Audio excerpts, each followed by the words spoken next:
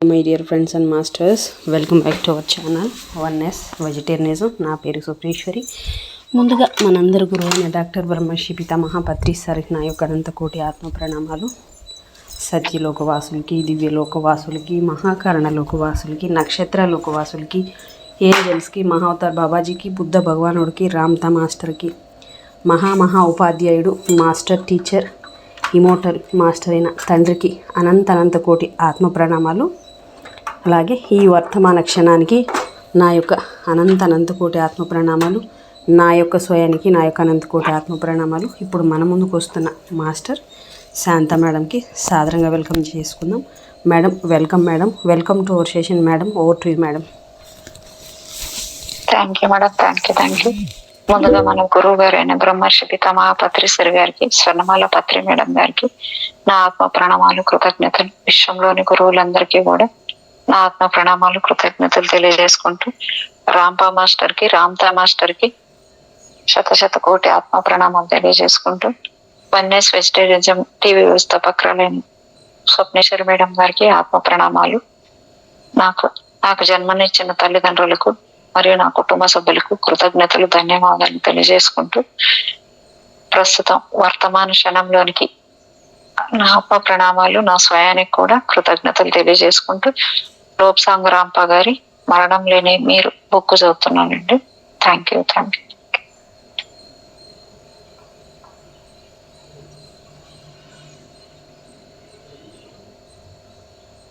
Madam 25 అన్నానా నిన్న? Madam 25 మరణమా, 26 అన్నాను పాఠము. 25 అన్నానా, 26 అన్నానా? 26 అన్నట్టున్నారు మేడం. 26. అదే మరణం అనేది చదివానా? అయితే 26 అన్నట్టు గుర్తు నాకు. ఓకే.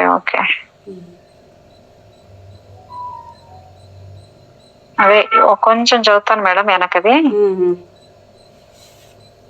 ఈ అంటే కొంతకాలం తర్వాత మరణించిన వాళ్ళతో మాట్లాడగలిగే శక్తిని మనం అందరము పొందుతామేమో. ఓ టెలిఫోన్ చేసి దూర ప్రాంతాల్లో ఉన్న వాళ్ళతో సులభంగా మాట్లాడగలిగేటట్లు. ఇది అయిందా మేడం నిన్న? ఇది కానట్టుంది. అదే 20. అంటే ఓ మరణించిన వ్యక్తికి ఈ రక్షణ అతని కోసం శోకించే వారిలో ఏర్పడే మొత్తుబారిపోయే గుణము నుంచి లభిస్తుంది. అంతేకాకుండా అందరూ తమ పూర్తి స్వాధీనంలో ఉండి విలపిస్తూ ఉంటే వాళ్ళందరి శక్తి పోగై మరణించిన వారి మీద గొప్ప ఒత్తిడి వస్తుంది. ఓ బలమైన పాశం సూక్ష్మ శరీరాన్ని క్రిందకి లాగే ప్రయత్నం చేస్తుంది. కాలేదు మేడం. ఇది అయిందంటారా? ఇది కాలేదు, ఇక్కడ నుంచే చదవండి. లేదు మేడం, ఇది లాస్ట్ లో చదివాను నేను కొంచెం. ఇది 25ది. ఓకే. అంటే ఇది 25, 26 కన్ఫ్యూజన్ ఉంది. మరణం అనే దాని గురించి ఉంది. చెప్పినట్టు నాకు గుర్తు మేడం. అదే నాకు అట్లే అనిపించింది. కాకపోతే లేదు మేడం, కాలేదు మేడం. ఇది మరణం గురించి నాకు తెలిసి మీ సంపూర్ణ ప్రేమకు నోచుకున్న ఓ వ్యక్తి మరణం వల్ల సంభవించే వియోగ బాధ హఠాత్తుగా సర్వనాశనం జరిగినట్లు అత్యంత తీక్షణమైన శోభ మీకు కలిగిస్తూ ఎప్పుడైనా మీ అనుభవానికి వచ్చిందా? లేదు మేడం, ఇది కాలేదు. సరే, ఓకే, చదవండి. ఓకే. మీ సంపూర్ణ ప్రేమకు నోచుకున్న ఓ వ్యక్తి మరణం వల్ల సంభవించే వియోగ బాధ హఠాత్తుగా సర్వనాశనం జరిగినట్లు అత్యంత తీక్ష్ణమైన శోభకు మీకు కలిగిస్తూ ఎప్పుడైనా మీ అనుభవానికి వచ్చిందా? మబ్బుల వెనక్కి జారిన సూర్య బింబం మళ్ళీ ఎప్పటికీ మీకు కనిపించదేమోనన్న వేదన ఎప్పుడైనా కలిగిందా? అత్యంత ప్రీతిపాత్రుడైన వ్యక్తి మరణం నిజంగా దుఃఖపూరితమే. మీకే కాదు, ముందుగా వెళ్ళిపోయిన వారికి కూడా మీ ఆవేదనా పాశాలు వాళ్లకు క్రిందకు గుంజుతూ ఉంటాయి. కాబట్టి మీకు దుఃఖాన్ని, నైరాశ్యాన్ని కలిగించే విషయాలను మనం ఇప్పుడు చర్చించుకోబోతున్నాం. ఈ పాఠంలో మన దృక్పథం సవ్యమైనదైతే మృత్యువు మిమ్మల్ని బాధించదు. మరణించిన వారి కోసం మీరు శోకించరు. మనం బాగా ఇష్టపడే వ్యక్తి మరణం అని మనం అనుకునే స్థితిని అందుకున్నాడని అర్థం కాగా ఏమేం జరుగుతుందో ముందుగా చూద్దాం. ఏ చీకు చింత లేకుండా మన పనులు మనం చేసుకుంటూ కాలం గడుపుతూ ఉంటాం. ఉన్నట్టుండి ఆకాశం నుంచి పిడుగు పడ్డట్టు ఓ దుర్వార్తను మనం వింటాం. కాలపు కారు మబ్బులు చుట్టుముట్టినట్లు మన చుట్టూ దుఃఖము నైరాశ్యాలే ఆవరించుకుని ఉంటాయి. ఇప్పుడు మనం మన పాత స్నేహితులైన ఎలక్ట్రాన్లను కలుసుకుంటాం. ఎందుకంటే ఉన్నట్లుండి మనం దుఃఖపూరితులమైతే మన మెదళ్లలో తయారయ్యే విద్యుత్ పరిమాణం కూడా మారిపోవచ్చు. వోల్టేజీ మారడమే కాకుండా విద్యుత్ ప్రసరించే దిశ కూడా మారిపోవచ్చు. అప్పుడు మన దృక్పథం మారిపోతుంది. సంతోషంగా ఉన్నప్పుడు గులాబీ రంగు కళ్ళద్దాలలోంచి ప్రపంచాన్ని చూస్తున్నట్లు అనిపించిన మనకు ఈ చావు వార్త వినగానే నల్ల కళ్ళద్దాలు పెట్టుకొని చూస్తున్నట్లు అనిపించే ప్రతి విషయము మనలను కృంగదీస్తూ ఉంటుంది. భౌతిక ప్రపంచంలో సాధారణంగా జరిగే స్వాభావికమైన మార్పు ఇది. సూక్ష్మ లోకాల్లో కూడా మనం కృంగిపోయే ఉంటాం. ఉత్తమ పదాన్ని అందుకున్న మనం సన్నిహితుడిని పరామర్శ చేయాలని ప్రయత్నిస్తున్న మన ప్రయత్నానికి తీవ్ర విఘ్నం కలిగిస్తూ మన స్థూల దేహం మన సూక్ష్మ శరీరాన్ని బలంగా భూమి మీదకు లాగుతూ ఉండడం వల్ల మన స్నేహితుడు ఎవరైనా ఓ దూర దేశానికి వెళ్ళిపోయినా మనకు ఎంతో దుఃఖం కలుగుతుంది. భూమి మీద మనం మనల్ని మనమే ఓదార్చుకుంటాం. ఓ ఉత్తరం రాసో, టెలిగ్రామ్ ఇచ్చో, టెలిఫోన్ చేసో ఆ స్నేహితుడు కుశలం కనుక్కోవచ్చు కాదా అనే ఆలోచనతో ఉంటాం. అయితే మృత్యు వాత పడ్డాడని మనం చెప్పుకుంటున్న వ్యక్తితో మాట్లాడే అవకాశం ఏమాత్రం ఉన్నట్టు మనకు అనిపించదు. చనిపోయిన వాళ్ళు మనకు అందుబాటులో ఉండడం మీరు అనుకుంటున్నారా?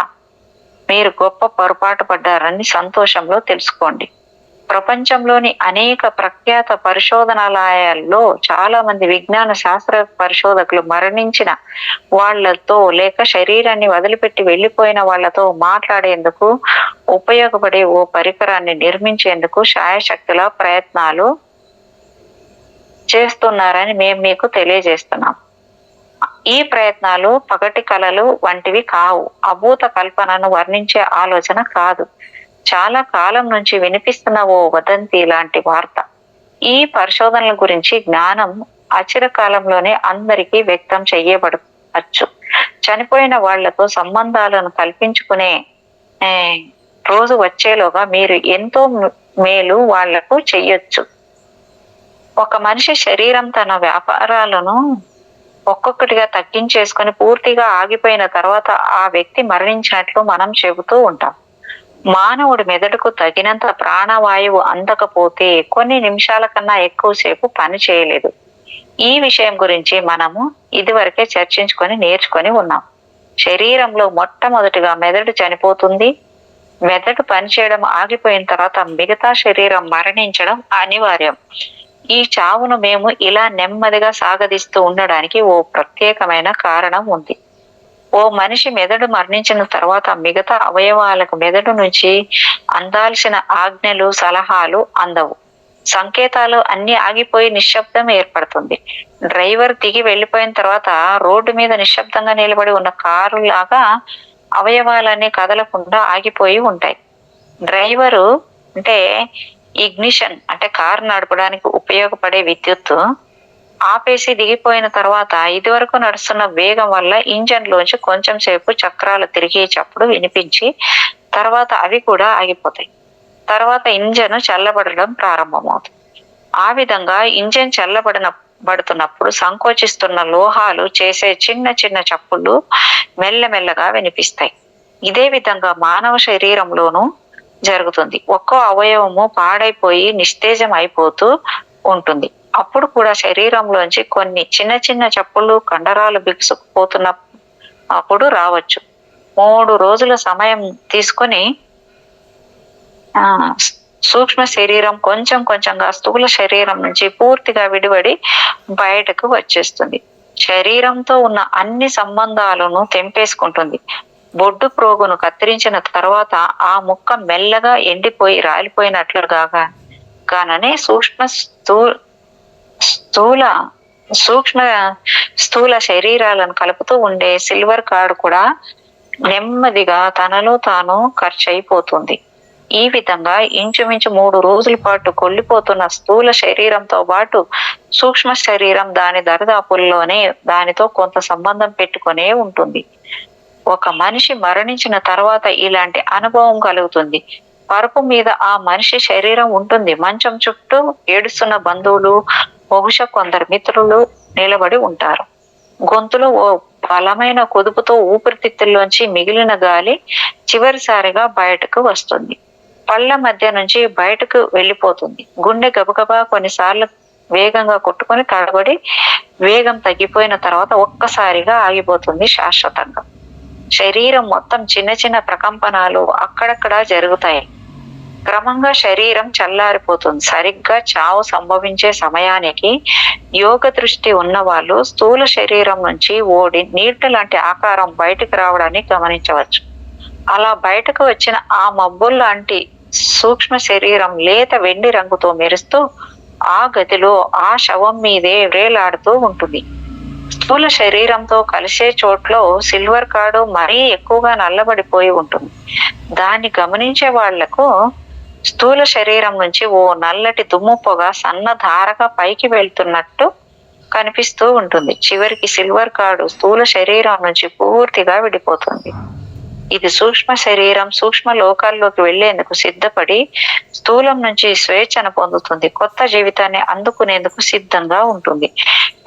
వెళ్ళిపోయే ముందు ఓసారి క్రిందకి చూసుకుంటుంది. ఇంతకాలము తనకు వసతినిచ్చిన దేహాన్ని పరికించాల్సి ఉంటుంది. సాధారణంగా ప్రతి సూక్ష్మ శరీరము శవవాటి వాహకంలో అయిపోయిందా? ఇది నిన్నొచ్చింది కదా, అదే శరీరాన్ని ఆత్మ ఒకసారి చూసుకొని శరీరానికి ఇప్పటిదాకా నేనున్న శరీరానికి కృతజ్ఞతగా కూడా తెలియజేసుకుంటుంది కదా. అంటే నేను మబ్బుగా ఉండి చదివినాను కదా మేడం, అందుకే నేను చదవలేదు అనుకునే దాంట్లోనే ఉన్నాను చూడండి. సరేలే కానీ అంటే ఈ చాప్టర్ అయిపోయింది అన్నట్టు ఉందా? మరి వద్దా మేడం నెక్స్ట్ చదవనా? అదే మేడం ఇంకా అయిపోయి ఇప్పుడు ఈ నుంచి ఇంకా వెనక్కి వచ్చేసారు కదా, కానీ అండి ఇంకేంటి ఇంకా ఉంది మేడం, చాలా ఉంది మరి. సరే మేడం, అదే ఇందాక అప్పుడే చెప్పాను కదా నేను లాస్ట్లోనే, అదైతే నేను వినలా నిన్న. ఓకే ఓకే ఓకే అది అంటే నెక్స్ట్ చాప్టర్కి వెళ్దాంలేండి మేడం. ఎప్పుడు సంతోషంగా ఉండండి, శ్రద్ధగా అధ్యయనం చేసి, అంటే ఈ పాఠ్యాంశాన్ని శ్రద్ధగా అధ్యయనం చేసి మీ మీద సృష్టిలోని గొప్ప శక్తుల మీద విశ్వాసం ఉంచి మీరు కూడా మరణించిన వాళ్ళతో సంభాషించగల శక్తిని సంపాదించుకోగలరు. టెలిపతి ద్వారా ఈ సంభాషణను జరపవచ్చు అనేది ఇక్కడ మనకి, అంటే ఆటోమేటిక్ రైటింగ్ అని పిలువబడే ప్రక్రియ ద్వారా సాధించవచ్చంట అని చెప్పారు ఇక్కడ. అంటే ఈ చివరి పద్ధతిని అనుసరించేటప్పుడు ఒక జాగ్రత్తను మనం తీసుకోవాల్సి ఉంటుంది. మన అదుపు తప్పే వక్రీకరణ చెందగలిగే ఊహను అదుపులో ఉంచుకోవాలి. బహుశా మన అచేతనతోపు మస్తిష్కం నుంచి వస్తున్న ఈ మాటలు అచేతనంగా మనమే కల్పించినవి కాకూడదు. నిజంగా విశ్వంలో ఎక్కడో ఉన్న మరణించిన వ్యక్తి దగ్గర నుంచే మన భావగ్రాహక శక్తి ద్వారా మన అచేతన మస్తిష్కం గ్రహించిన మాటలే అయి ఉండాలి. వాళ్ళను మనము చూడలేము, కానీ మనము వాళ్లకు కనిపిస్తూనే ఉంటాం. ఎప్పుడూ సంతోషంగా ఉండండి, విశ్వాసాన్ని విడిచిపెట్టకండి. విశ్వాసంతో మీరు ఎన్నో మహిమలను ప్రదర్శించగలరు. విశ్వాసంతో పర్వతాలను కదిలించవచ్చు అన్న మాటను మీరు ఎప్పుడూ వినలేదా? విశ్వానికి నిజంగా ఆ శక్తి ఉంది. ఓకే, ఇక్కడ 26వ పాఠము సత్ జీవన సూత్రాలు. అవును, ఇక్కడ నుంచి చదవాల్సింది అయిపోయింది ఆ పాఠం. కరెక్ట్. ఇప్పుడు మేము వేటిని సత్ జీవన సూత్రాలు అంటున్నామో వాటిని ఇక్కడ రాస్తున్నాం. ఇవన్నీ పూర్తిగా మౌలిక సత్యాలు, అవశ్యంగా ఆచరణీయాలు. వీటికి తోడుగా మీకు ఇష్టమైన మరికొన్ని సూత్రాలను కలుపుకోవచ్చు. మొదట ఈ సూత్రాలు మనం ఇక్కడ రాద్దాం, తర్వాత మరింత లోతుగా వాటిని విశ్లేషించి సారాన్ని గ్రహిద్దాం. ఆ సూత్రాలు ఇవిగో. అన్యులు మీకేం చేస్తే బాగుంటుందో దాన్నే మీరు వాళ్లకు చెయ్యండి. అన్యులు తప్పులను నేరాలను నిర్ణయించి శిక్షను నిర్దేశించకండి. రెండవది. మూడవది, అన్ని పనుల్లోనూ సమయపాలన చేయండి. నాలుగవది, అన్యుల నమ్మకాలను అపహాస్యం చేయకండి, మతం గురించి వాదించకండి. ఐదవది, అన్య మతాల వాళ్లను మత సహనంతో సహిస్తూ మీ మతంలోనే ఉంటూ ప్రవరించండి. ఆరోది, అద్భుతాలను ప్రదర్శించకండి. ఏడవది, అలవాటయ్యే మత్తు పానీయాల్ని డ్రగ్స్ ని ముట్టుకోకండి. ఇప్పుడు వీటిని మరింత పరిశీలనగా చూద్దామా. అన్యులు మీకేం చేస్తే బాగుంటుందో దాన్ని మీరు వాళ్ళకి చెయ్యండి అని మేము అన్నాం కదా. ఈ మాటను సవ్యంగానే అర్థం చేసుకోండి. మీరు సాధారణ మానవులే అయితే మిమ్మల్ని మీరు వెన్నుపోటు పొడుచుకోరు, మిమ్మల్ని మీరు వంచుకోరు, మీకు మీరు అధిక ధరల్ని వసూళ్లు చెయ్యరు. మీరు సాధారణ మానవుల్లాగే ఉంటే మిమ్మల్ని మీరు బాగా చూసుకుంటారు. అదే విధంగా మీ పొరుగు వాళ్ళను కూడా మీరు బాగా చూసుకోగలిగితే మీరు చక్కటి జీవిత సూత్రాన్ని ఒకదానిని పాటిస్తూ ఉన్నట్లే లెక్క. ఇదే మాట ఇంకో విధంగా చెప్పబడితే, ఇంకొకళ్ళు మీకేం చేస్తే బాగుంటుందో మీరు అందరికీ అలాగే చేయండి అనవచ్చు. మన రెండో చెంపను చూపించే పద్ధతి మంచి వాళ్ళ దగ్గర చాలా బాగా పనిచేస్తుంది. ఇది కూడా అయిపోయింది మేడం, కొంచెం కదా మేడం. మేడం ఓకే, చెప్పండి మేడం. ఇది కూడా కొంచెం చదివినట్టుంది మేడం ఇక్కడ. లేదు మేడం, చదవండి. లేదా అదే ఇప్పుడు ఒక చెంప అంటే ఇక్కడ ఇదే మాట ఇంకో విధంగా చెప్పబడితే, ఇంకొకళ్ళు మీకేం చేస్తే బాగుంటుందో మీరు అందరికీ అలాగే చేయండి అనవచ్చు. అంటే మన రెండో చెంపను చూపించే పద్ధతిని మంచి వాళ్ళ దగ్గర చాలా బాగా పనిచేస్తుంది. అవును అవును అవును. అందుకే ఇది చదివినప్పుడు నాకు గుర్తుకొచ్చింది ఇది. అవును అవును, నిన్న 26 నుంచి అన్నట్టు నాకు గుర్తు మేడం. అదే 26దే, కాకపోతే దాంట్లో కూడా కొంచెం చదివినట్టుంది. ఇంకో 10 నిమిషాలు చేయండి అన్నారు కదా మేడం. అవును. మీలో పాపం చెయ్యని వారే ముందుగా రాయిని విసరాలి.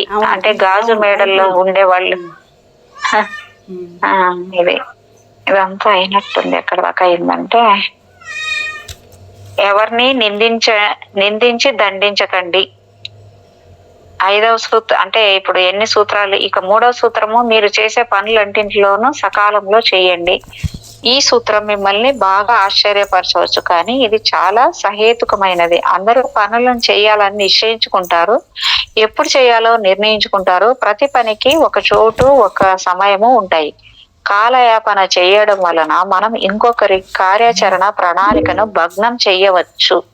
మన కోసం నిరీక్షిస్తూ ఉన్న వ్యక్తి నిరసనకు మనం గురి కావచ్చు. ఒక్కోసారి నిరీక్షిస్తూ ఉన్న వ్యక్తి నిరాశ నిస్పృహలు ఆవరించవచ్చు. అటువంటి పరిస్థితుల్లో ఆ వ్యక్తి తాను సంకల్పించిన పనికి సరిగ్గా విరుద్ధమైన పనిని చేసేందుకు సంసిద్ధుడు కావచ్చు. కాబట్టి మనం కాలయాపన చేయడం వల్ల ఇంకో వ్యక్తి తాను సంకల్పించిన పనికి విభిన్నమైన మరో కార్యాన్ని చేసేందుకు పూనుకుంటే ఆ పరిస్థితికి మనమే బాధ్యులమవుతాము. సమయపాలన కాలయాపన లాగే అలవాటును కలిగించే ఓ గుణం, కానీ సమయపాలనే బాగుంటుంది. శరీరానికి, మనస్సుకు, ఆత్మకు కూడా క్రమశిక్షను కలిగిస్తుంది. తన మాట మీద నిలబడే లక్షణం కలిగి ఉండడం వల్ల ఆత్మగౌరవాన్ని నిలబెడుతుంది. సమయపాలన వల్ల ఇతరులను కూడా మనం గౌరవించినట్లే అవుతుంది. ఇతరుల మీద మంచి అభిప్రాయం ఉండకపోతే సమయపాలన చేయలేం కదా. ఈ సద్గుణం మన మానసిక ఆధ్యాత్మిక ఉన్నతికి దోహదం చేస్తుంది. ఇప్పుడు మతం గురించి అన్య మతాల వారిని ద్వేషించకండి, ఎగతాళి చేయకండి. మీరు వారు దాన్ని నమ్ముతున్నారు. దేవుడిని ఏ పేరుతో పిలిస్తే ఏమిటి అభ్యంతరం? ఏ పేరుతో పిలిచినా ఆయన దేవుడే కదా. ఓ నాణానికి 2 పక్కల గురించి మీరు వాదించగలరా? మానవ చరిత్ర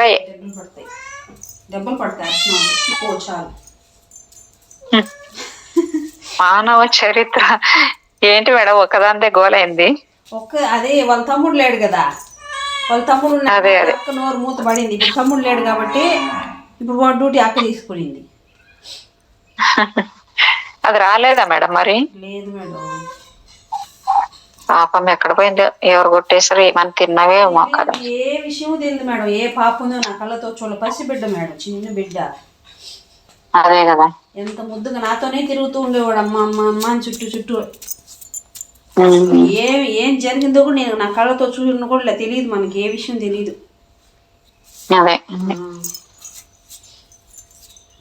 ఓ నాణానికి ఉన్న 2 పక్కల గురించి మీరు వాదించగలరా? మానవ చరిత్ర ఎక్కడ తిరిగేసి చూసినా మత దురహంకాలే మనకు కొట్టొచ్చినట్టు కనిపిస్తుంది. మంచి ఆలోచనలను మనలో కలిగించాల్సిన మతాలు తద్విరుద్ధంగా మనుషులకు కీడే చేస్తున్నాయి. 5వ సూత్రంలో కొంత భాగాన్ని మీకు వినిపించి చెప్తాను. మీ మతంలోనే మీరు ఉండండి అని మతం మార్చుకోవడం అవివేకం అనిపించుకోదు. భూమి మీద మన జీవితం నది మధ్యలో ఉన్నట్లు ఉంటుంది. ఇలాంటి నది మధ్యలో మనం గుర్రాల్ని మార్చుకోవచ్చా? మనలో చాలా మంది ఓ ప్రణాళికకు నిర్ణయించుకొని భూమి మీదకు రావడం జరుగుతుంది. ఆ ప్రణాళికను అనుసరించి మనం ఓ మతంలోనే లేక ఓ మతంలోని ఓ శాఖలోని కొన్ని సత్యాలను మాత్రమే విశ్వసిస్తూ జీవించాల్సి ఉంటుంది. అత్యంత బలవంతమైన కారణం ఉంటే తప్ప ఎవ్వరూ తమ మార్గం మార్చుకోకూడదు. బాల్యంలో మనం మాట్లాడడం ఎలా నేర్చుకుంటామో అదే విధంగా మన మతం గురించి కూడా నేర్చుకుంటాం. మనం పెద్దయ్యాక ఓ కొత్త భాషను నేర్చుకోవాలంటే కష్టం ఎక్కువగానే ఉంటుంది. అదే విధంగా ఇంకో మతంలోని ధర్మ సూక్ష్మాలను సక్రమంగా గ్రహించడం కూడా అత్యంత కష్టతరంగా ఉంటుంది. మతం మార్చుకోమని ఇంకొకరిని ఆదేశించే ప్రయత్నం కూడా మీరు చేయకూడదు. మీకు మీ స్వభావానికి సరిపడే మతము ఇంకొకరి స్వభావాలకు సరిపడకపోవచ్చు. ఇక్కడ ఒకసారి మన 2వ సూత్రాన్ని జ్ఞప్తికి తెచ్చుకొని ఎవరిని విమర్శించకండి. ఎవరి మీద మీ తీర్పును రుద్దకండి. ఇంకొకరికి ఏ మతం నచ్చుతుందో మీరు ఎలా నిర్ణయించగలరు? అలా నిర్ణయించాలంటే మీరు ఆ మనిషి చర్మంలోకి మొదట దూరాల్సి ఉంటుంది. తర్వాత ఇంకా లోతుగా అతడి మనసులోకి దూరాల్సి ఉంటుంది. తర్వాత ఇంకా లోతుగా అతడి ఆత్మ వరకు వెళ్ళాల్సి ఉంటుంది. ఇలాంటి శక్తి మీకు లేకపోతే ఇంకొకరి మత విశ్వాసానికి అడ్డం రావడం గాని, ఇంకొకరి విశ్వాసాన్ని బలహీనపరిచే ప్రయత్నం చేయడం గాని, ఇంకొకరి మత విశ్వాసాన్ని దూషించడం గాని, ఎగతాళి చేయడం గాని పూర్తిగా అవివేకం. ఇంకొకరు మనల్ని ఏ విధంగా పెడతారో ఆ విధంగానే మనం వాళ్ళకి చేయాల్సి ఉంటుంది. కాబట్టి మనం మత సహనం కలిగి ఉండి ఇంకొకరు తమ ఇష్టం వచ్చిన మత విశ్వాసాలను కలిగి ఉండేందుకు పూర్తి స్వేచ్ఛను, పూర్తి స్వతంత్రాన్ని ఇవ్వవలసి ఉంటుంది. మన పనికి ఎవరైనా అడ్డం వస్తే మనం విసుక్కుంటాం. అదే విధంగా ఎదుటి మనిషి కూడా విసుక్కోవచ్చని మనం గ్రహించాల్సి ఉంటుంది. 6వ సూత్రం ఏమిటంటే అద్భుతాలని ప్రదర్శించకండి అని. అనేక ఇంద్రజాల విద్యలు హానికరంగా ఉంటాయి. గూఢ విద్యల్లో సరైన గురువు తోడు లేకుండా స్వయంగా అభ్యాసం చేయడం అత్యంత హానికరం. ఓ ఖగోళ శాస్త్రజ్ఞుడు శక్తివంతమైన టెలిస్కోపుల్లోంచి సూర్యుడిని నేరుగా చూడడు. తగిన జాగ్రత్తను తీసుకొనితే ఆ పని చేయడు. టెలిస్కోప్ లో అనేక సన్ ఫిల్టర్స్ ను వాడి కాంతిని బాగా తగ్గించేశాక మాత్రమే సూర్యుడిని చూసే ప్రయత్నం చేస్తాడు. సూర్యుడిని శక్తివంతమైన టెలిస్కోప్ లోంచి చూస్తే కన్ను పోతుందని ఎంత చిన్న శాస్త్రజ్ఞుడికైనా అర్థమవుతుంది. ఇదే విధంగా సరైన గురువు తోడు లేకుండా గుడ్డి విద్యల్ని అభ్యాసం చేస్తే ప్రయత్నం బెడిసికొట్టి తీవ్ర పరిణామాలు, మానసిక రుగ్మతలు, ఊహించని కష్టాలు వస్తాయి.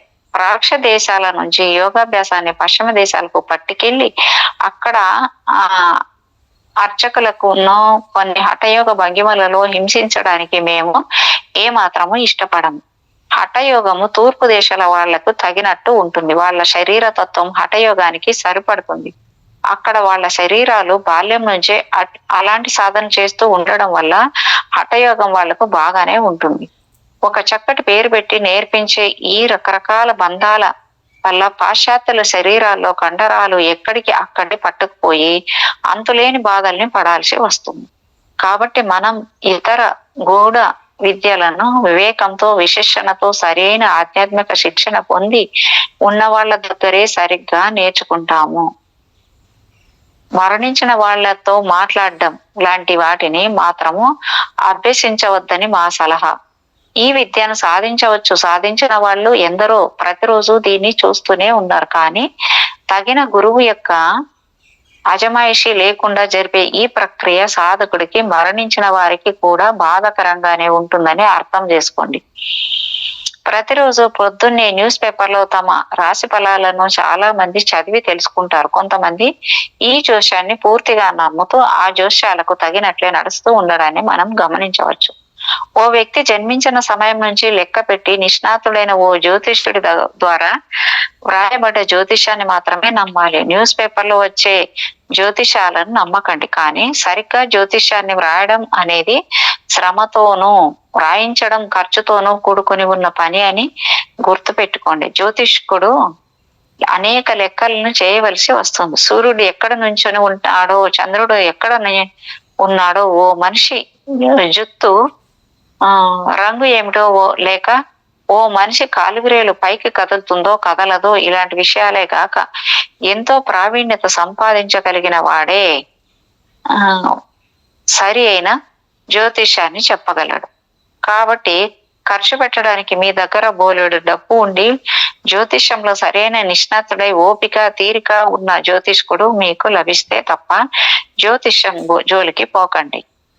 తప్పుడు జ్యోతిష్యం మీకు హానిని కలిగిస్తుంది. ఇలాంటి విషయాల గురించి కాక సవినయంగా మేము చెబుతున్న సలహాను మీరు వినగలిగితే ఈ గ్రంథం లాంటి పుస్తకాలను చదవండి. మన గ్రంథంలో నిజానికి భౌతిక ధర్మాలు మాత్రమే, శ్వాస ఎలా జరపాలి, నడక ఎలా నడవాలి, ఇలాంటి విషయాలే వర్ణించబడి ఉన్నాయి కదా.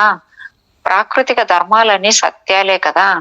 మనం ఆచరించాల్సిన చివరి జీవిత సూత్రం మత్తు పానీయాల్ని డ్రగ్స్ ని ఉపయోగించకండి. ఈ గ్రంథంలో మేము ఈ విషయము గురించి చెప్పాల్సిన మాటల్ని ఇదివరకే చెప్పి ఉన్నాం. త్రాగుడు వల్ల సూక్ష్మ శరీరం స్థూల శరీరం నుంచి తరిమి వేయబడుతుందని, ఒక్కోసారి సూక్ష్మ శరీరం ఉన్న చోట్లో బిగుసుకుపోయి కథలు లేని పరిస్థితికి చేరుకుంటుందని మేము చెప్పిన విషయాలు మీకు గుర్తుండే ఉంటాయి. మత్తు పానీయాలు ఆత్మను కల్లోలపరుస్తాయి. సిల్వర్ కార్డు నుంచి పయనించే అనుభవాలను ఇవి వక్రీకరింపగలుగుతాయి. మెదడు పనిచేసే పద్ధతిని త్రాగుడు పాడు చేస్తుంది. ఈ మెదడే మనకున్న ఓ శక్తివంతమైన ఆలోచన ప్రసారక గ్రాహక యంత్రం. ఇహానికి పరానికి కూడా మనకు శ్రేయస్సు కలగాలంటే మన మెదళ్ళు బాగా ఉండాలి. డ్రగ్స్ చేసే హాని ఇంత అంతా కాదు. మత్తు పానీయాల కంటే కొన్ని డ్రగ్స్ మరింత హానికరమైనవి. డ్రగ్స్ అలవాటు వ్యసనంగా సులభంగా మారిపోతుంది. ఈ వ్యసనం మనల్ని భూమి మీదే అనంతంగా మళ్ళీ మళ్ళీ పుడుతూ ఉండేలా చేయగలుగుతుంది. ఈ వ్యసనం వల్ల భూమి మీద విలువలు నశించిపోతాయి. మత్తు పానీయాలు, డ్రగ్స్ తీయటి మాటల్లాగా మనకు వినిపించిన ఈ వ్యసనాల వల్ల నిర్మింపబడే కర్మ నుంచి విమోచనం పొందడానికి మనకు అనేక జన్మలు అవసరం కావచ్చు. జీవితం ఓ క్రమ పద్ధతిలో ఉండాలి. ఓ క్రమశిక్షణ అందరికీ అవసరం. ఓ మత విశ్వాసం ఓ వ్యక్తిలో నశించిపోకుండా ఉన్నంత వరకు ఓ వ్యక్తిలో ఓ మానసిక ఆధ్యాత్మిక క్రమశిక్షణను నిర్మిస్తుంది. ఇప్పుడు మనం ప్రపంచంలో ఎక్కడ గమనించినా నాశనం అవుతున్న యువతీ మూకలను చూడొచ్చు. రెండవ ప్రపంచ యుద్ధం ముగిసినప్పటి నుంచి కుటుంబ వ్యవస్థ పతనం ప్రారంభమైంది.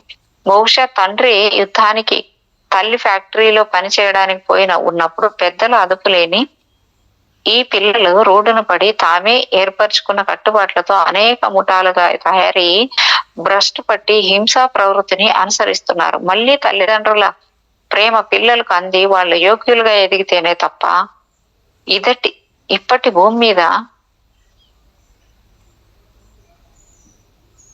హింసా ప్రవృత్తి పోదు. యువకులు చేసే నేరాల సంఖ్య తగ్గదు, పెరుగుతూనే ఉంటుంది. కాబట్టి మానసికంగా మనము క్రమశిక్షణను సాధించగలిగితేనే ఇంకొకరికి మార్గదర్శకంగా ఉండగలం. ఓ అల్లరి మూక నుంచి ఓ సైనిక పటాలాన్ని గుర్తు చేయగలిగేది కేవలం క్రమశిక్షణ మాత్రమే. హిప్నోటిజం గురించి 27వ పాఠము. ఇప్పుడు మనము మన పాత స్నేహితుడైన మన అచేతనత్వపు మనస్సును ముందుకు తీసుకొని నిలబెడదాం. ఎందుకంటే మన మనసులోని చేతనత్వం ఉన్న భాగానికి అచేతనత్వ భాగానికి మధ్య ఉన్న సంబంధం యోగ నిద్ర ఎలా పనిచేస్తుందో మనకి తెలియజేస్తుంది. కాబట్టి నిజానికి మనలో ఇద్దరు మనుషులు ఉంటారు, ఒక పెద్దాయన, ఒక చిన్నవాడు. పెద్దాయన పరిమాణంలో పోలిసి ఈ చిన్నవాడు 9వ వంతు పరిమాణంలోనే ఉంటాడు. కానీ చాలా హుషారుగా అన్నింట్లోనూ తల దూరుస్తూ ఆధిపత్యాన్ని చెలాయిస్తూ మనస్సు అదుపులో ఉంచే ప్రయత్నాన్ని చేసేందుకు ఉవ్విళ్ళూరుతూ ఉంటాడు. తలదూరుస్తూ ఆధిపత్యాన్ని చెలాయిస్తూ మనసు అదుపులో ఉంచే ప్రయత్నం చేసేందుకు ఉవ్విళ్ళూరుతూ ఉంటాడు. ఇక ఆ పెద్దాయనను అచేతనత్వపు స్థితిలో ఉండే మనస్సు అనవచ్చు. సౌశీల్యం ఉన్న ఓ మహాకాయుడుగా మనము ఈయన్ను ఊహించుకోవచ్చు. ఆలోచించగల శక్తి మాత్రం ఉండదు ఈయనకు. చైతన్యపు స్థితిలో ఉన్న మనస్సుకు ఆలోచించే శక్తి, తర్కము, వివేకము ఉంటాయి, కానీ జ్ఞాపక శక్తి మాత్రం ఉండదు. అచేతనత్వపు స్థితిలో ఉన్న మనసుకు ఆలోచన, వివేకము, తర్కాలు ఉండవు, కానీ జ్ఞానము, జ్ఞానశక్తి మాత్రం ఉంటాయి. ఓ వ్యక్తి అన్ని అనుభవాలను ఆ వ్యక్తి జన్మించక ముందు జరిగిన అన్ని విషయాలతో సహా ఈ అచేతనతో మనసులో నిక్షిప్తమై ఉంటాయి. ఓ సరైన యోగ నిద్ర ప్రక్రియలో వీటిని బయటకు తీసుకువచ్చి పరిశీలించే వీలు ఉంటుంది. ఒక ఉదాహరణ కోసం ఈ మొత్తం శరీరాన్ని ఓ గ్రంథాలయంగా ఊహించండి. ఈ గ్రంథాలయంలో ముందున్న ఓ గదిలో గ్రంథాలయ అధికారి కూర్చొని ఉంటుంది. ఆమె దగ్గర ఉన్న సుగుణం ఏమిటంటే, అన్ని రకాల విజ్ఞానం గురించి ఆమెకు తెలియకపోయినా ఏ పుస్తకాల్లో ఎవరికి కావలసిన విజ్ఞానం సమాచారం ఉందో ఆ పుస్తకాలను ఇట్టే గుర్తించగలుగుతుంది. తన ముందున్న గ్రంథ సూచిక దొంతర్ల లో వెతికి ఎవరికి కావాల్సిన ఏ పుస్తకాన్నైనా సులభంగా తీసి ఇవ్వగలుగుతుంది. మనలో కూడా ఇలాంటి తీరే కనిపిస్తుంది. మన చేతనత్వపు మనస్సు ఆలోచించగలుగుతుంది. అదే ఉత్సాహంతో నేర్చుకుని లోపల ఉన్న అచేతనత్వపు మనసును ప్రేరేపించి అక్కడి జ్ఞాన కణాలలోని జ్ఞానాన్ని అందుకుని మనకు అందిస్తుంది. ఈ చేతనత్వపు అచేతనత్వపు మనసులోని ఆలోచనలు బయటే ఆపేస్తూ ఉంటుంది. దీనికి అర్థం ఏమంటే, ఎప్పుడు పడితే అప్పుడు అచేతనత్వపు జ్ఞాపకాలను కదిపి చూసే వీలు చేతనత్వపు మనసుకు ఉండదని. జాగ్రత్త ఎంతో అవసరం. లేకపోతే మొదటిది రెండో దాన్ని ఏనాడో మలినం చేసి పారేసే ఉందంటే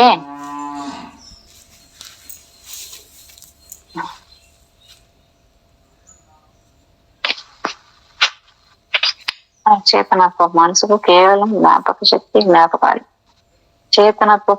అచేతనత్వ మనసులోని ఆలోచనలు బయట ఆపేస్తూ ఉంటుంది. దీనికి అర్థం ఏమంటే, ఎప్పుడు పడితే అప్పుడు అచేతనత్వ జ్ఞాపకాలను కదిపి చూసే వీలు చేతనత్వ మనసుకు ఉండదని. ఇలాంటి జాగ్రత్త ఎంతో అవసరం. లేకపోతే మొదటిది రెండో దాన్ని ఏనాడో మలినం చేసి పారేసి ఉండేది. అచేతనత్వ మనసుకు కేవలం జ్ఞాపక శక్తి, జ్ఞాపకాలే తప్ప ఆలోచనా శక్తి లేదని మేము ఇందాకే చెప్పాం.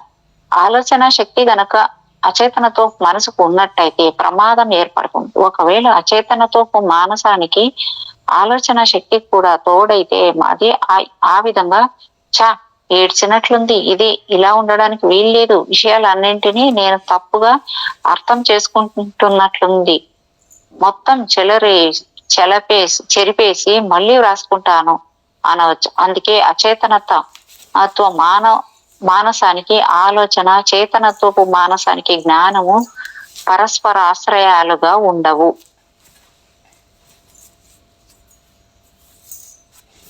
ఇక్కడ రెండు సూత్రాలను గుర్తుంచుకోవాలి. అచేతన మానసానికి వివేకం ఉండదు. అందువల్ల అది తనకు అందిన సలహాను యథాతథంగా ఆచరించి ఊరుకుంటుంది. తనకు అందిన మాట సత్యమైన అసత్యమైన తనలో అలాగే దాచి ఉంచుకుంటుంటే తప్ప తనకు అందిన విషయం సరైనదా కాదా అని విశ్లేషించి చూడలేదు. చేతనత్వపు మానసము ఏ సమయంలోనైనా ఒక్క ఆలోచన మీద మాత్రమే లగ్నం కాగలిగి ఉంటుంది. మనం నిరంతరంగా ఎన్నో అనుభూతుల్ని పొందుతూ అభిప్రాయాలను ఏర్పరచుకుంటూ వస్తువుల్ని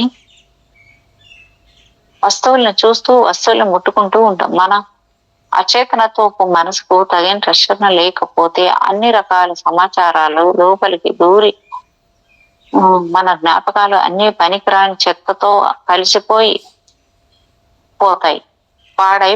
పాడైపోయి చేతన అచేతనాల మధ్య ఉన్న తెరల ఇలాంటి ఆ విషయాలన్నింటినీ అచేతనత్వపు మానసానికి జాగ్రత్తగా భద్రపరిచి నిమిత్తం పంపించే వరకు ఆపి ఉంచుతుంది. ఈ తెర అన్ని విషయాలను బయటే ఆపి ఉంచుతున్న సమయంలో అచేతనత్వపు మనస్సు ఒక్కో సమయంలో ఒక్కో ఆలోచన మీదే తనను తాను లగ్నం చేసుకోగలదు. కాబట్టి ఉన్న ఆలోచనతో అత్యుత్తమంగా అనిపించిన దాన్ని దృక్పథంలోకి తెచ్చుకొని అవలోకించి ఆలోచించి విశ్లేషిస్తూ కొన్ని ఆలోచనలను స్వీకరిస్తూ కొన్ని ఆలోచనలను తిరస్కరిస్తూ తన వ్యాపారాన్ని కొనసాగిస్తూ ఉంటుంది. ఇది తప్పేమో అని అనవచ్చు.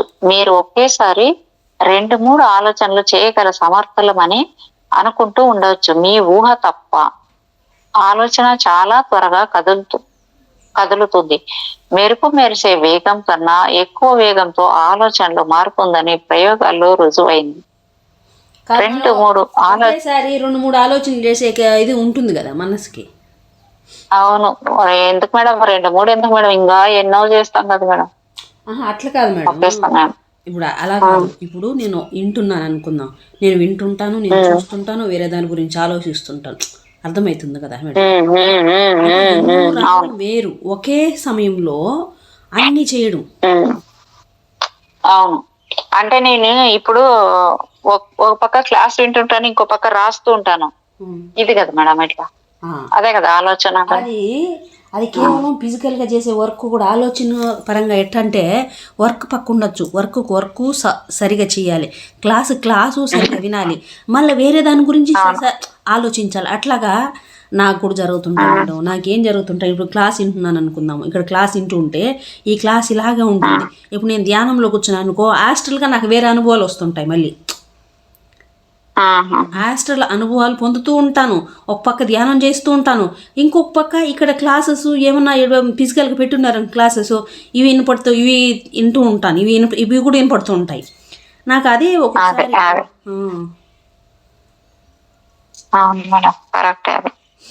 అట్లా ఎన్నోసార్లు జరుగుతుంది నాకు.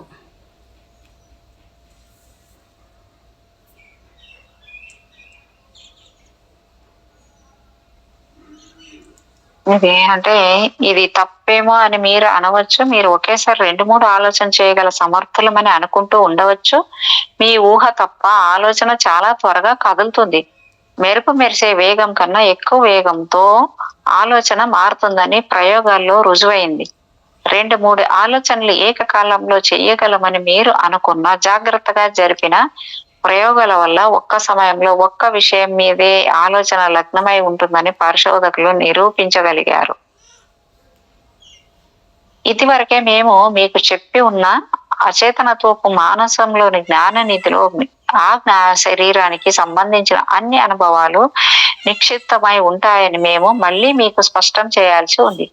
అచేతనత్వ మనస్సు ప్రాంగణం ద్వారా లోపలికి సమాచారం వెళ్ళడానికి ఏ అడ్డు ఉండదు. కానీ ఏ విషయాలు చేతనత్వపు మనస్సులో ఇంకా విశ్లేషించబడలేదో అవి మాత్రం పరిశీలింపబడే వరకు అచేతనపు లోపలికి చేరుకోలేవు. ఇప్పుడు మనం హిప్నాటిజం ఎలా పనిచేస్తుందో చూద్దాం. అచేతనత్వపు మనసుకు విచక్షణ శక్తి లేదు, ఆలోచించే శక్తి లేదు, తర్కించే శక్తి లేదు. కాబట్టి ఏదైనా ఒక సూచనను బలవంతంగా చేతనత్వపు మనసుకు అచేతనత్వపు మనసుకు మధ్య ఉన్న తెరలోంచి లోపలికి పంపించగలిగితే మీ ఇష్ట ప్రకారము అచేతనత్వపు మనస్సుతో పని చేయించుకోవచ్చు. చేతనత్వపు మనసును ఒకే ఆలోచన మీదే లగ్నం చేసి ఇస్తున్న సూచనలకు బలం పెరుగుతుంది. మనం ఎవరికైనా వారు హిప్నటైజ్ అవుతారని ఓ సూచన చేస్తే ఆ మాటను వారు నమ్మితే వారు తప్పక హిప్నటైజ్ చేయబడతారు. ఎందుకంటే అప్పుడు తెర కాస్త దింపబడి ఉంటుంది. చాలా మంది గొప్పలు చెప్పుకుంటూ ఉంటారు, తమరు ఎవరు హిప్నటైజ్ చెయ్యలేరని. ఒక్కసారి అని ఊరుకుంటే పర్వాలేదు, ఈ మాటనే మరీ వాగుతారు. హిప్నాటిజం తమను ఏమీ చేయలేదని అనేక సార్లు చెప్పడం వల్ల దాన్ని నిరోధించగలగటం పోయి ఇంకా సులభంగా లొంగిపోగల స్థితిని వారు చేరుకుంటారు. ఎందుకంటే ఇచ్ఛాశక్తికి ఊహాశక్తికి యుద్ధం జరిగితే ప్రతిసారి ఊహాశక్తి విజయాన్ని సాధిస్తూ ఉంటుంది. కాబట్టి తాము హిప్నాటిజంకు లొంగకూడదని సంకల్పించుకోగానే ఊహాశక్తిని విజృంభించి నువ్వు లొంగిపోతావు అని మంత్రించినట్లు ఏం జరిగిందో తెలుసుకునే లోపలే వాళ్ళు దానిలో మునిగిపోయి ఉంటారు. ఓ మనిషి ఎలా హిప్నటైజ్ అయిపోతాడో మీకు తెలిసే ఉంటుంది. దీని గురించి మళ్ళీ ఇంకోసారి తెలుసుకున్నందువల్ల మీకు వచ్చే ప్రమాదము ఏది ఉండదు. ముందుగా హిప్నటైజ్ చేయబడే వ్యక్తి ధ్యాసను ఆకర్షించడానికి ఓ ఉపాయాన్ని మనం ప్రయోగించగలిగితే ఏ సమయంలోనైనా ఒకే ఒక ఆలోచనను మాత్రమే చేయగల చేతనత్వపు మనసును మనము బందీ చేసి పట్టుకొని తగిన సూచనలు అందిస్తే అవి వ్యక్తి అచేతనత్వపు మనసులోకి ప్రాక్కుంటూ వెళ్తాయి. సాధారణంగా హిప్నాటిస్టు వద్ద ఓ మెరిసే బటన్ గాని, ఓ గాజు ముక్క గాని, మరేదైనా చిన్న వస్తువు గాని ఉంటుంది. తళుకుమని మెరుస్తూ ఉండే ఈ వస్తువు మీదే దృష్టిని మనసును నిలబెట్టి ఉంచుకోమని హిప్నాటిస్టు తన అధీనంలోకి తెచ్చుకోబోయే వ్యక్తికి చెబుతాడు. తన వెనక జరుగుతున్న కొన్ని పనులను ఆ వ్యక్తి చేతనతో మనసుకు తెలియకుండా దాని ధ్యాసను మళ్లించి ఒక విషయం మీదే దాన్ని నిలబెట్టి ఉంచడమే దీని లక్ష్యం. హిప్నాటిస్టు ఓ వస్తువును ఓ వ్యక్తి కంటి చూపుకు కొంచెం పైకి ఉండేలా పట్టుకొని దాన్నే చూస్తూ ఉండమంటాడు. కొంచెం ఇబ్బందిగా అనిపించే ఆ వైపే చూస్తూ ఉండడం వల్ల చూస్తున్న వ్యక్తి కనుక్రుడ్లకు కనురెప్పలకు కూడా కొంత శ్రమను కలిగిస్తుంది. కళ్ళను కనురెప్పల్ని కదిలించే కండరాల మీద ఒత్తిడి పెరుగుతుంది. శరీరం మొత్తం మీద చాలా బలహీనంగా ఉండే కండరాలు ఇవే కాబట్టి సులభంగా అలసిపోతాయి. కొన్ని క్షణాల పాటు తదేకంగా ఆ వస్తువు వంక చూసేసరికి ఆ వ్యక్తి కళ్ళు అలసిపోయి కన్నీరు రావడం ప్రారంభమవుతుంది. ఈ పరిస్థితిలో ఆ వ్యక్తి అలసిపోతున్నాడని, అలసటతో అతని కళ్ళు బరువెక్కుతున్నాయని, తాను నిద్రపోవాలని అతనికి అనిపిస్తుంది.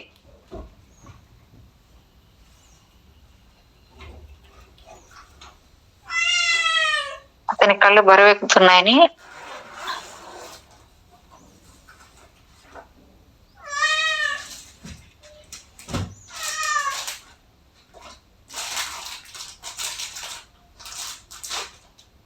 చేతనతో మనిషికి విశేషణ శక్తి లేదు.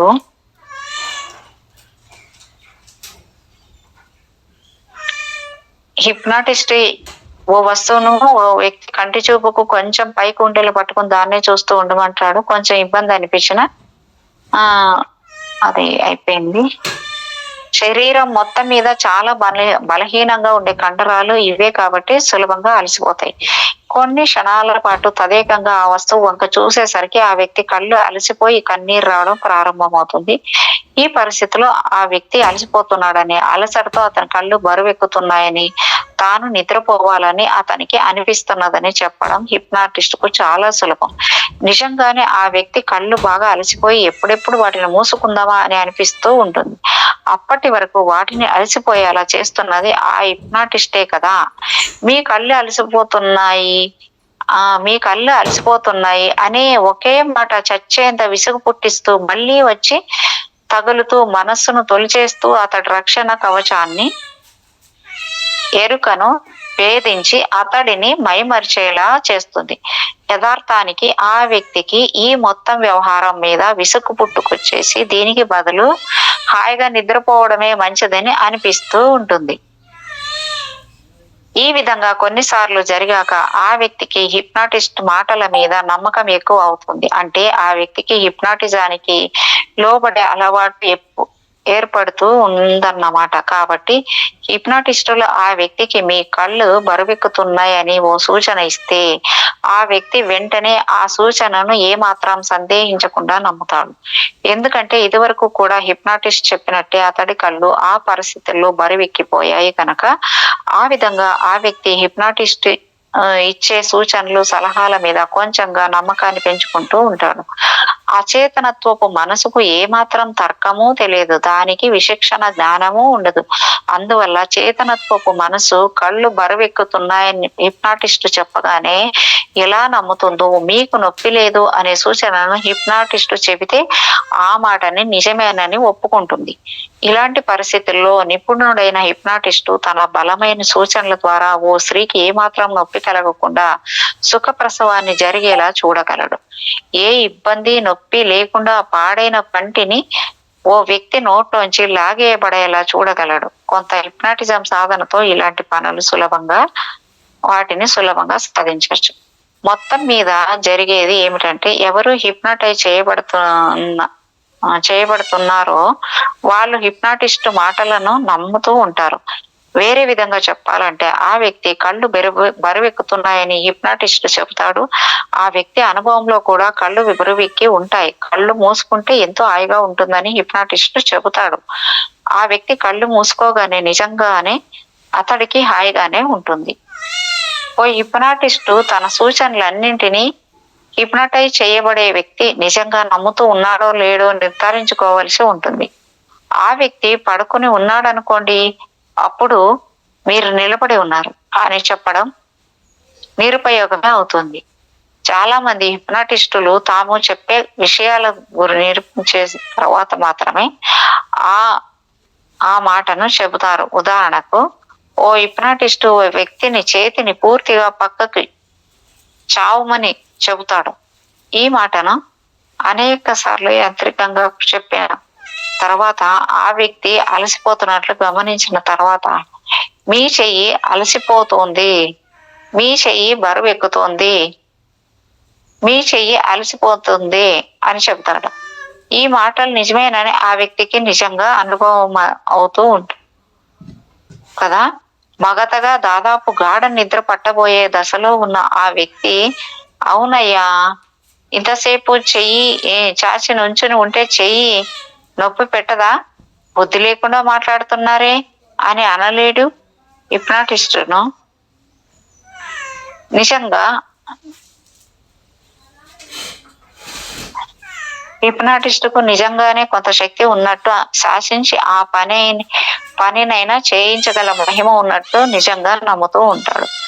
భవిష్యత్తులో డాక్టర్లు, సర్జన్లు ఈ హిప్నాటిజంను తమ వైద్యానికి ఉపయోగించుకుంటారు.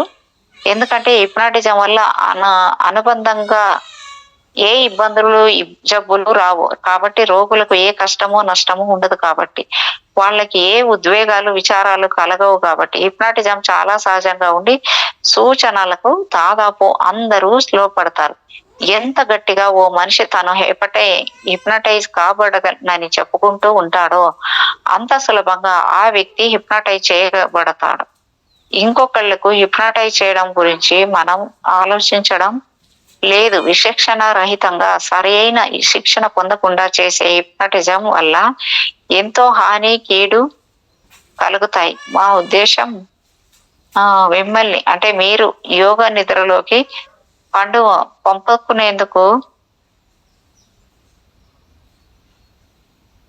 పంపుకునేందుకు అంటే హిప్నటైజ్ చేసుకునేందుకు సహాయం చెయ్యాలనే మిమ్మల్ని మీరు యోగ నిద్రలోకి పంపుకొని ఎన్నో చెడు అలవాట్లను మానుకోవచ్చు. మీకున్న బలహీనతలు జయింపవచ్చు. చలికాలంలో మీ వంటి ఉష్ణోగ్రతను ఎక్కువ చేసుకోవచ్చు. ఇంకా ఇలాంటివి గొప్ప అద్భుతాలు ఎన్నింటినో చేయవచ్చు. ఇంకొకళ్ళను ఎలా హిప్నటైజ్ చేయాలో మేము మీకు చెప్పబోవడం లేదు. ఎందుకంటే ఎన్నో సంవత్సరాల అనుభవం ఉంటే తప్ప ఇంకొకళ్ళను హిప్నటైజ్ చేయడానికి ప్రయత్నించడం అత్యంత హానికరం. మీ ఉపయోగం కోసం మిమ్మల్ని మీరు ఎలా హిప్నటైజ్ చేయాలో మేము నేర్పుతాము. హిప్నాటిజం గురించిన కొన్ని వాస్తవాలను మీ ముందుంచే ప్రయత్నం మేము ఇప్పుడు చేస్తున్నాం. పై పాఠంలో సొంతంగా హిప్నటైజ్ చేసుకోవడం గురించి మీరు నేర్చుకుంటారు. పశ్చిమ దేశాల్లో మేడం, ఇది ఏదో హిప్నటైజ్ గురించి ఇచ్చారు కదా, కొంతమందికి బాగు చేసే అంత ప్రక్రియ ఉంది కదా, నన్ను బాగు చేయండి మేడం, దీన్ని నేర్చుకోండి మేడం మీరు. ఇది అంటే నేను మానసికంగా కొంచెం ఇబ్బందులు పడుతుంటాను కదా, దాని నుంచి బయటపడేటట్లా. ఓకే. మీకు ఇది ఈ విద్య మీరు కొంచెం ఈజీగా నేర్చుకోగలరు అన్నట్లు నాకు అనిపిస్తుంది మేడం. పశ్చిమ దేశాల్లో ఓ అపోహ ఉంది. ఇదొకటే కాదు మేడం, ఆ పిల్లకు కూడా అవసరం మనం పంపించాను కదా, దానికి కొంచెం చాలా రోజు చచ్చిపోతా అంటుంది. అందుకు చెప్తున్నాను మేడం. ఏమైనా చెప్తే వింటదా? అదే వినేటట్లంటే మీరు కౌన్సిలర్ అని చెప్పండి, ఎవరో డాక్టర్ అన్నట్టుగా చెప్పండి మేడం. చాలా రోజు నన్ను చంపుతారు వాళ్ళు, నన్ను ఇది చేస్తున్నారు అన్నట్టుగా చాలా ఇది చేస్తున్నారు పిల్ల. రోజు రాత్రి పూట నిద్రపోనీయకుండా అందరిని ఇబ్బంది పెడుతుందంట. తను నిద్రపోదు, ఇంకోరిని నిద్రపోనీయకుండా వాళ్ళ నాన్నకి రాత్రి 1 గంట 1:30 అప్పుడు ఫోన్ చేసి ఇట్లా చేస్తుందంట మేడం. అందుకోసం నేను మాట్లాడదామంటే కాలేదు, ఇప్పుడు చెప్తున్నాను మేడం. ఇది గుర్తొచ్చింది, హిప్నటైజ్ లో ఇది కూడా చేయొచ్చు కదా అన్నట్టు నాకు అనిపించింది మేడం. పశ్చిమ దేశాల్లో ఓ అపోహ ఉంది, ఎవరిని వెంటనే హిప్నటైజ్ చేయడానికి వీలు పడదు అని.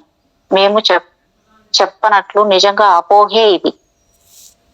ప్రాచ్య విద్యా విధానంలో యోగ నిద్రను అభ్యసించిన వాళ్ళు ఎవరైనా వెంటనే ఎవరినైనా నిద్రలోకి పంపి హిప్నటైజ్ చేయగలరు. ఇంకో మాట కూడా వినిపిస్తుంది, నైతిక ధర్మాలకు విరుద్ధమైన ఓ పనిని హిప్నటైజ్ చేసి బలవంతం పెట్టి ఎవరి చేత చేయించలేరు అని. ఈ మాట కూడా పూర్తిగా తప్పే.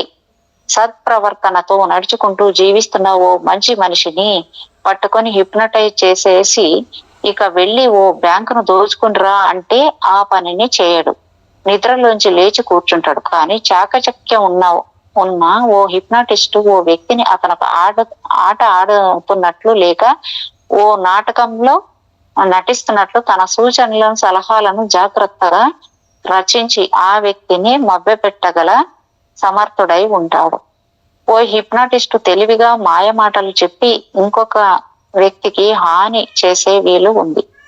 ఆ హిప్నాటిస్టు చేయాల్సిందల్లా మంచి మాటలు గారడీతో ఆ హిప్నాటిజానికి గురవుతున్న వ్యక్తి ప్రస్తుతం ఉన్నది తన ప్రియుడితోనేనని లేక ప్రియురాలతోనేనని లేక నమ్మకమైన వ్యక్తితోనేనని ఇవేవి కాక జరుగుతున్నది కేవలం ప్రస్తావించదలచడం లేదు. ఎందుకంటే నిస్సంకోచంగా తప్పుడు పనులు చేసే వాళ్ళ చేతుల్లోనే, తగినంత శిక్షణ లేని వాళ్ళ చేతుల్లోనూ ఈ హిప్నాటిజం చాలా ప్రమాదకరంగా పరిణమిస్తుంది. మీరు ఓ మంచి డాక్టర్ సహకారంతో తప్ప స్వతంత్రించి హిప్నాటిజం జోలికి పోకుండా ఉండడమే మంచిదని మా సలహా. అత్యంత అనుభవశాలి, మంచి పేరు ఉన్న డాక్టర్ తో కలిసి లోకోపకార నిమిత్తంగా మాత్రమే హిప్నాటిజం ను వినియోగించాలి. ఆటో హిప్నోటిజం లేక సెల్ఫ్ హిప్నోటిజం ద్వారా మీరు హిప్నోటిజం ను మీ ఉపయోగం కోసం నేర్చుకోవచ్చు. మేము నేర్పే విధంతో మీరు దీనిని అభ్యసిస్తే మీకు గాని ఇంకెవళ్లకు కూడా ఎట్టి ప్రమాదము సంభవించదు. అంతేకాక మీకు ఇంకా చాలా మందికి కూడా ఎంతో మేలు జరుగుతుంది.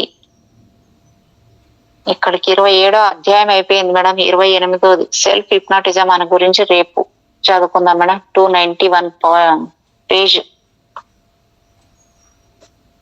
Madam. Swapna madam.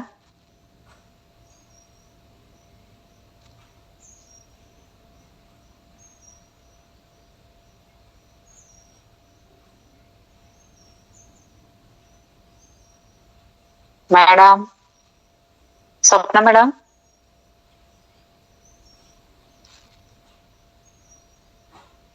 Swapna madam. Swapna madam.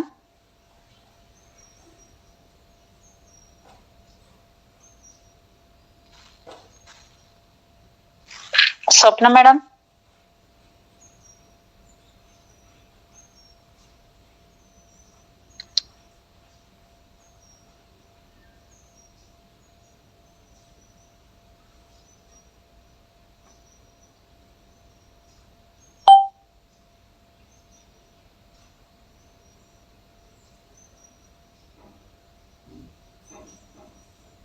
Swapna madam. Madam ఇక్కడికి అయిపోయింది మేడం. ఇది చాప్టర్ 27 అయిపోయింది. 28 రేపు ఓకే చదువుకుందాం మేడం. సెల్ఫ్ సరే అలాగే madam. Okay madam, Thank you, madam. Thank you Thank you. Madam, thank you so much. మీకు నా యొక్క హృదయపూర్వకమైన కృతజ్ఞతలు. మరొకసారి ఈ వర్తమాన క్షణంలోని ఈశ్వ చైతన్యానికి నా యొక్క సోయానికి కూడా అనంతకోటి ఆత్మ ప్రణామాలు. పరమ గురుమండలంతటికీ నా యొక్క అనంతకోటి ఆత్మ ప్రణామాలు masters. Thank you so much. Thank you, madam.